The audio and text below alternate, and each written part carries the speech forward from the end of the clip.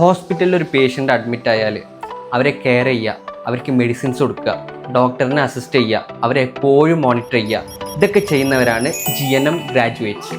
General nursing and midwifery 3 years കോഴ്സാണ്. നിങ്ങളിപ്പോൾ +2 science ആയിക്കോട്ടെ, ഹ്യൂമാനിറ്റീസ് ആയിക്കോട്ടെ, കൊമേഴ്സ് ആയിക്കോട്ടെ, ഏത് സ്ട്രീം എടുത്താലും നിങ്ങൾക്ക് GNM പഠിക്കാൻ പറ്റും. നമ്മുടെ ഇന്ത്യയിൽ ഹെൽത്ത് കെയർ സെക്ടർ വളരെ ഫാസ്റ്റായി ഗ്രോ ആകുന്നതുകൊണ്ട് തന്നെ ക്വാളിഫൈഡ് നഴ്സസിൻ്റെ ഡിമാൻഡും കൂടുന്നുണ്ട്.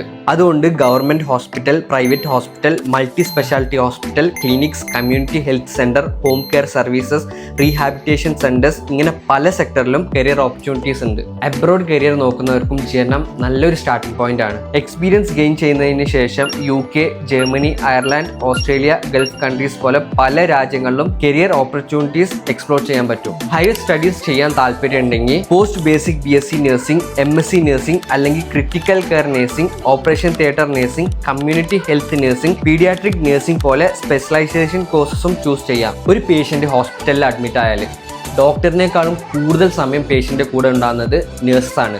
അതുകൊണ്ട് തന്നെ ഇവരുടെ റോള് വളരെ ഇമ്പോർട്ടൻ്റ് ആണ്. GNM പഠിക്കാൻ കോളേജ് ചൂസ് ചെയ്യുമ്പോൾ പ്രത്യേകം ശ്രദ്ധിക്കേണ്ട കാര്യമാണ് അവർക്ക് ഓൺ ഹോസ്പിറ്റൽ ഉണ്ടോ, പിന്നെ റെഗുലറായിട്ട് ക്ലിനിക്കൽ പോസ്റ്റിംഗ് കിട്ടുന്നുണ്ടോ എന്ന്, പിന്നെ പേഷ്യൻസ് ഫ്ലോ ഉണ്ടോ എന്ന് നിങ്ങൾ ഉറപ്പാക്കണം. കാരണം നല്ലൊരു നേഴ്സിന് ക്ലിനിക്കൽ എക്സ്പോഷർ വളരെ ഇമ്പോർട്ടൻ്റ് ആണ്. അതുകൊണ്ട് അഡ്മിഷൻ എടുക്കുന്നതിന് മുൻപ് തന്നെ നന്നായി അന്വേഷിച്ചിട്ട് വേണം ഡിസിഷൻ എടുക്കാൻ. ഇനിയിപ്പോൾ ഈ വർഷം അഡ്മിഷൻ എടുക്കാൻ താല്പര്യം ഉണ്ടെങ്കിൽ തന്നെ കുറച്ച് സീറ്റ്സ് മാത്രമേ അവൈലബിൾ ഉള്ളൂ. ഇനി ഈ കോഴ്സിനെ കുറിച്ച് കൂടുതൽ അറിയാനും അഡ്മിഷൻ പ്രോസസ്സിനെ കുറിച്ച് സംസാരിക്കാനും എന്നെ കോൺടാക്ട് ചെയ്യും.